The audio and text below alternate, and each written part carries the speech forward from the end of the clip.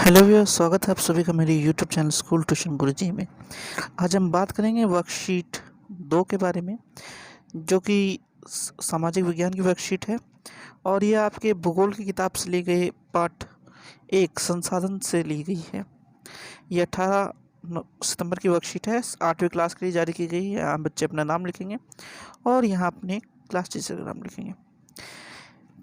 एक ज़रूरी बात जो मैं बताना चाहूँगा, पिछली वर्कशीट जो मैंने जारी की थी उसमें बहुत से बच्चों ने पूछने की कोशिश की थी कि संसाधन क्या है। शायद उन्हें बच्चों को समझ में नहीं आया था।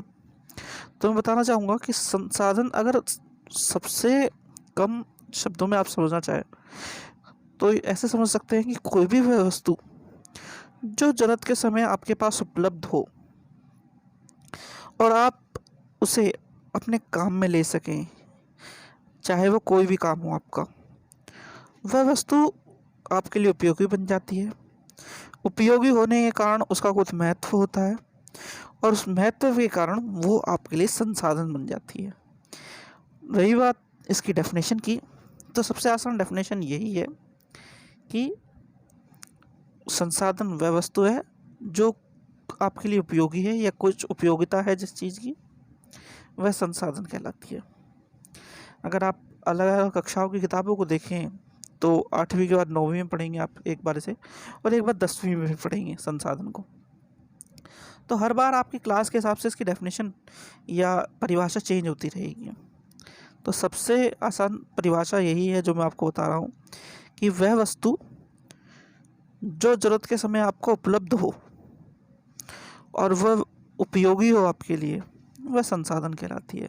क्योंकि वह उपयोगी है इसलिए और ज़रूरत के समय आपको उपलब्ध है आसानी से, तो वह संसाधन कहलाएगी। ठीक है बच्चों, आशा करता हूँ आपको ये बात समझ में आई होगी। चलो तो अब वर्कशीट की तरफ बढ़ते हैं। वर्कशीट में पहले आपको वर्कशीट 1 के बारे में कुछ बताया गया है, चलिए देख लेते हैं। वर्कशीट 1 में कह रहा है हमने जाना था, वर्कशीट 1 में हमने जाना था कि वैसे सभी चीज़ें जिनकी कुछ उपयोगिता अथवा प्रयोजकता होती है संसाधन कहलाती है। तो यानी कि मैंने जैसे बताया आप लोगों को, कोई भी चीज़ जिसकी उपयोगिता हो, कुछ मतलब हम उसे ज़रूरत के समय इस्तेमाल कर सकें और वो हमारे लिए उपयोगी हो, वो संसाधन कहलाती है। इस उपयोगिता का कोई आर्थिक मूल्य हो ये आवश्यक नहीं है। अच्छा, ये जो आर्थिक मूल्य है, शायद इस वजह से आपको कन्फ्यूज़न हुआ था। आर्थिक मूल्य इसलिए है क्योंकि जो संसाधन है, आगे हम पढ़ेंगे, जो कि इस वर्कशीट में पढ़ना है कि हमें कैसे उपलब्ध होते हैं। इस वजह से किसी संसाधन का कुछ आर्थिक मूल्य है या कुछ आर्थिक महत्व है, कुछ का नहीं है।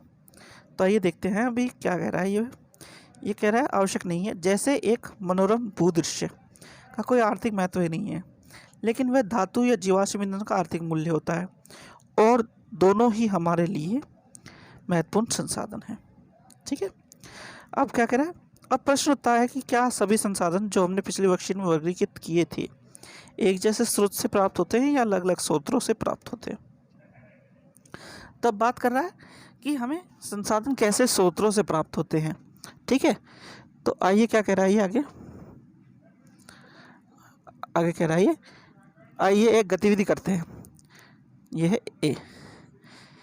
यहाँ कुछ पदार्थों के नाम दिए गए हैं, जैसे मिट्टी, खिलौना, वाहन, जंगल, पुल, रेल, खनिज, पर्वत, सड़क, इमारतें, कोयला, फर्नीचर, पेट्रोलियम, प्राकृतिक गैस, सूर्य का प्रकाश, वायु आदि।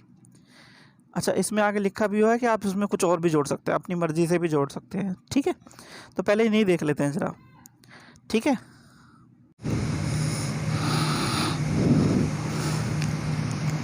तो आइए अब देख लेते हैं आगे क्या कह रहा है ये। वैसे इसमें ये पहले जो कहा था कि आप इसमें और भी कुछ जोड़ सकते हैं, तो आपका मन करे तो इसमें और कुछ जो सामान है या पदार्थ है उनके नाम लिख सकते हैं आप। तो अब ये क्या कह रहा है, अब क्या आप इन्हें या अन्य शब्दों को जो आपके परिवेश में उपलब्ध है को उनकी उत्पत्ति के आधार पर 2 समूह में वर्गीकृत कर सकते हैं। एक उदाहरण आपके लिए दिया जा रहा है, तो एक उदाहरण इसने दे दिया आपके लिए और इसने कुछ चीज़ों को बता दिया, जैसे प्रकृति से प्राप्त होने वाले और मानव द्वारा बनाए जाने वाले। ठीक है, तो प्रकृति से जो हमें प्राप्त हो रहा है उसे अलग कर दिया और जो मानव से के द्वारा बनाया गया उसे अलग कर दिया। तो मिट्टी का एक उदाहरण दे दिया इसने, और जो खिलौना है उसका उदाहरण दे दिया। तो क्या हुआ, ये प्रकृति से प्राप्त हुई होने वाली चीज़ जो है वो मिट्टी है, और जो मानव के द्वारा मिला है, बनाया गया पदार्थ है, वो खिलौना है।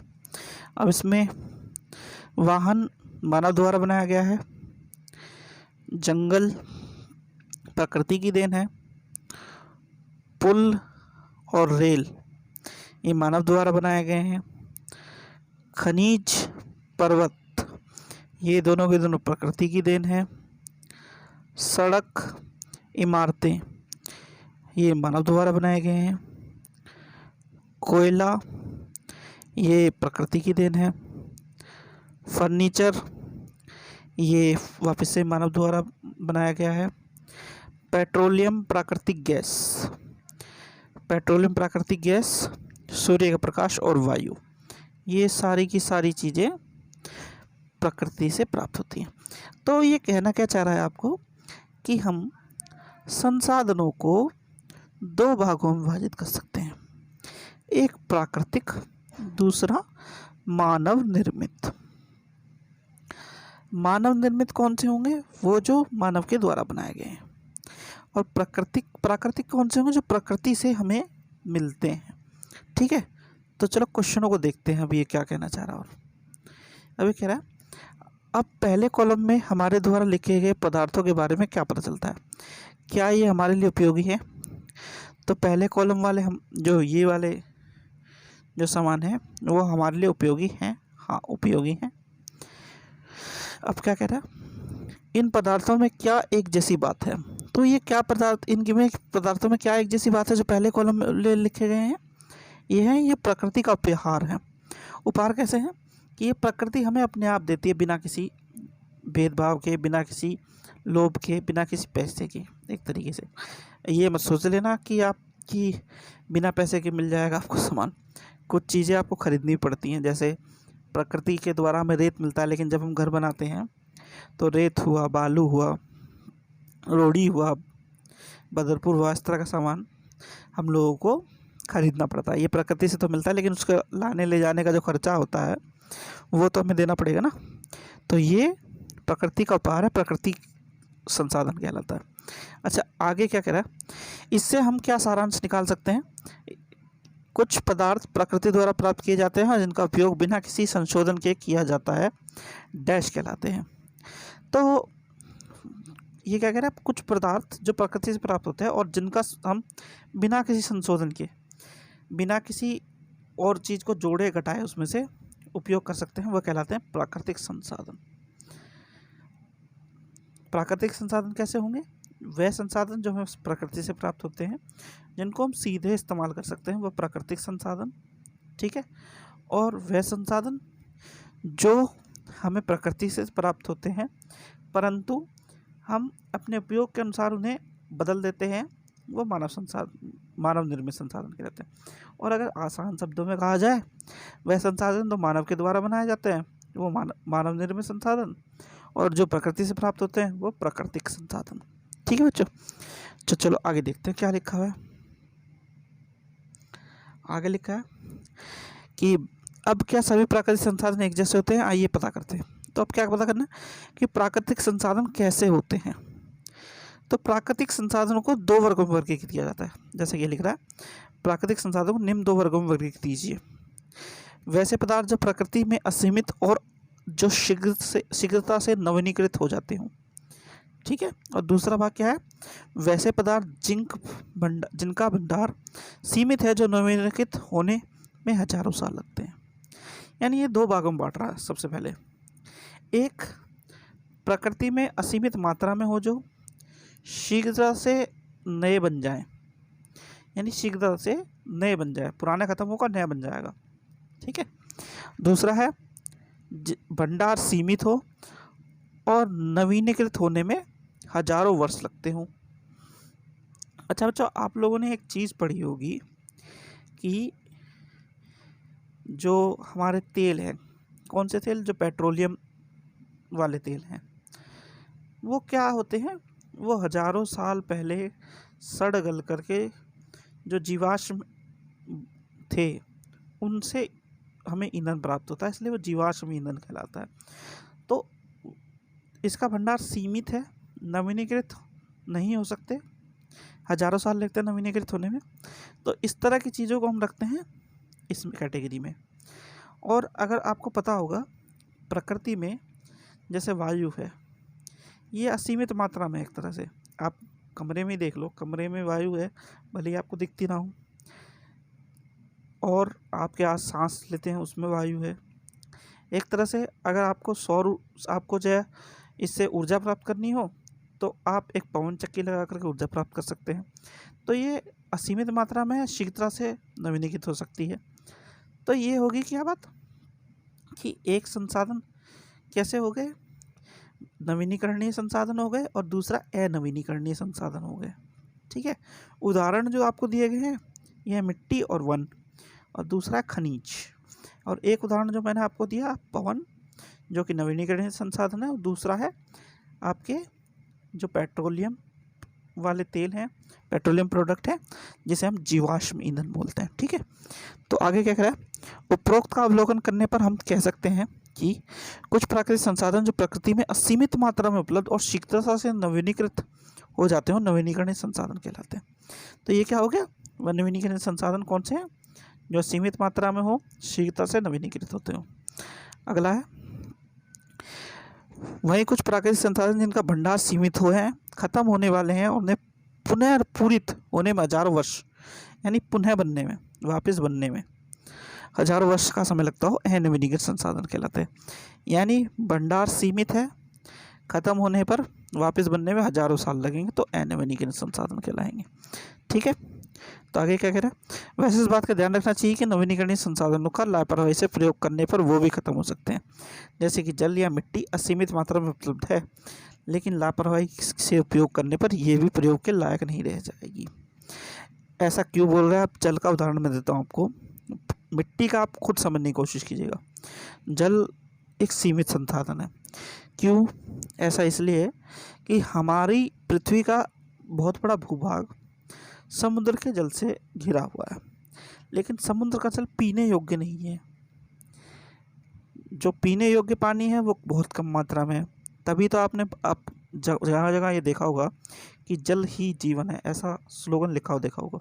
ऐसा किस लिए लिखा जाता है, ऐसा इसीलिए लिखा जाता है क्योंकि जल एक सीमित संसाधन होता जा रहा है नवीनीकरणीय संसाधन होने के बावजूद। ठीक है, तो ये तो बात हुई आपकी वर्कशीट की। चलो अब क्वेश्चन देख लेते हैं। क्वेश्चन है, प्राकृतिक संसाधन क्या होते हैं, कुछ उदाहरण लिखिए। तो प्राकृतिक संसाधन क्या है, ये हैं, कुछ पदार्थ प्रकृति द्वारा प्राप्त किए जाते हैं और जिनका उपयोग बिना किसी संशोधन के किया जाता है, प्राकृतिक संसाधन कहलाते हैं। और इसका उदाहरण क्या हो गया, इसका उदाहरण हो गया मिट्टी, वन, खनिज, है ना। चलो तो अगला देखते हैं।